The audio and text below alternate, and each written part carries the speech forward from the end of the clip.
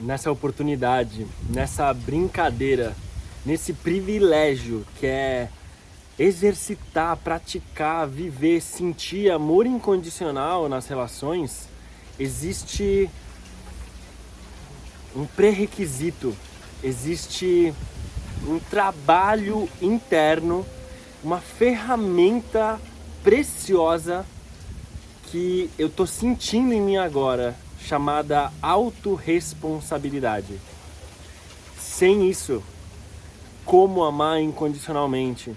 Como amar incondicionalmente se é na falta de autorresponsabilidade e observação do que é meu, o que me pertence ao meu processo como marca, como parte, o que pertence ao outro, como que eu respeito os limites, as misturas de convivência que não são uma mistura de identidade, uma simbiose de personalidade, uma dependência ou codependência emocional.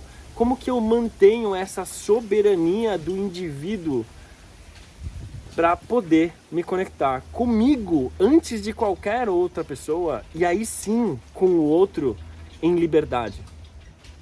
Eu te dou as boas-vindas ao Transbordar número 34, nessa viagem de investigação prática sobre o que é uma filosofia de vida que realmente faça sentido para o meu coração, para o meu corpo, para a minha mente. E aí, quando eu percebo que a autorresponsabilidade é o ingrediente-chave, que eu reajo internamente, emocionalmente, a qualquer coisa que aconteça ao meu redor, o ambiente, as pessoas, as falas, as situações, as experiências gatilham, despertam essas situações, mobilizam a energia aqui dentro. Essa energia que é mobilizada aqui dentro de uma forma automática, inevitável, são essas emoções. Começando pelas básicas, medo, raiva, tristeza, alegria, os sentimentos que vêm com isso. Essa energia que me faz sentir vivo. Mas qual é a diferença entre conseguir ser atravessado por isso que é interno, observar, antes disso, na inconsciência, se tornar uma reação externa? Então, acontece, e eu sinto aqui medo de perder, medo de não ser da forma que eu quero, medo de ser desrespeitado.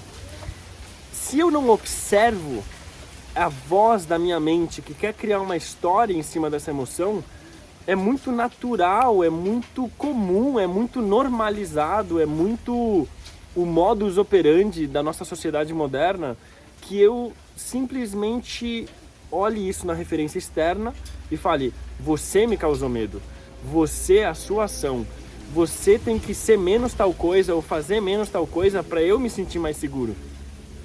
E aí essa reação externa em relação com o outro pode entrar numa dinâmica muito tóxica de controle, de diminuição da liberdade do outro, de encolher as possibilidades de vida, as possibilidades de comportamento, as possibilidades do outro errar, aprender, acertar, porque vira um autocentramento em que o que importa é o meu bem-estar, eu sou o centro do mundo e você que se relaciona comigo, faça o mínimo, que é me fazer bem.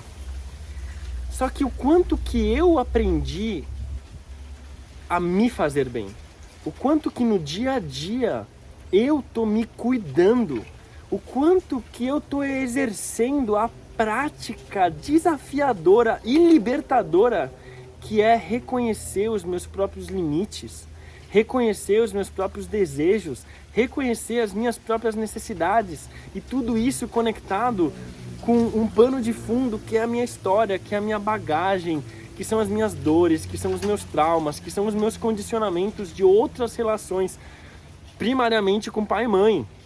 Então, o quanto que eu me entrego para um nível de sinceridade pessoal comigo mesmo, e a partir dessa sinceridade eu consigo sintetizar como eu me cuido. Qual é a minha verdade? A partir dessa verdade, quais são os meus limites? Esses limites não são em relação ao outro, em primeira instância. Começa comigo mesmo. Eu recebi um convite. Eu quero ir nesse lugar? Eu quero aceitar esse convite? Me é oferecido algo, uma experiência, um trabalho, uma relação. Eu realmente quero isso? Qual parte em mim quer isso? Vem de um lugar de medo de perder? Vem de um lugar de chamado? Vem de um lugar de vício ou de virtude? Porque quando eu atendo os chamados pelo vício, é uma repetição de padrão em que eu tô inconsciente do porquê que eu tô indo para tal lugar. Aí eu chego na experiência, chego no lugar, chego no convite que a pessoa me fez, e uma parte aqui dentro tá se perguntando: que porra que eu tô fazendo aqui? Em tantas infinitas possibilidades, relações, experiências, projetos que eu podia estar envolvido agora, por que que eu tô aqui? E aí, se eu tô inconsciente e eu projeto isso fora, automaticamente eu vou falar assim: mano, por que que você me trouxe aqui? Nossa, tipo, que saco! Você faz péssimos convites. Você vai pra péssimos lugares. Você tem péssimos hábitos. E eu fico só vomitando essa responsabilidade pela minha própria falta de autocuidado no outro que não tá me cuidando do jeito que eu acho que deveria ser melhor. Então, começa aqui. Onde eu quero estar? Com quem eu quero estar? Até onde eu quero chegar? Que tipo de limite eu tenho? Eu consigo dizer não? Eu consigo dizer não para mim mesmo? Eu consigo dizer não para os meus vícios automáticos? Essa é a grande questão. Eu consigo dizer sim para as virtudes, mesmo quando a tendência e a tentação é só repetir o que eu conheço no meu vício? Se eu consigo desenvolver essa relação de amor próprio, essa relação de autocuidado comigo, naturalmente vai ficar mais simples, vai ficar mais fluido, vai ficar mais natural ao comunicar isso dentro, poder comunicar isso fora. E aí quando o outro vem para o meu campo, o outro vem para a minha convivência, o outro vem para essa relação de troca que é tão valiosa, de enxergar o mundo do outro, aprender com o mundo do outro, ser aprendiz do outro e ao mesmo tempo aprender sobre si através desse espelho, essa relação humana que tanto traz riqueza, eu consigo viver ela por inteiro, sendo responsável pelo que eu estou sentindo como meu, é um processo que me pertence. E aí, com uma síntese que não necessariamente é pela impulsividade de jogar o que eu estou sentindo, mas passar por um processo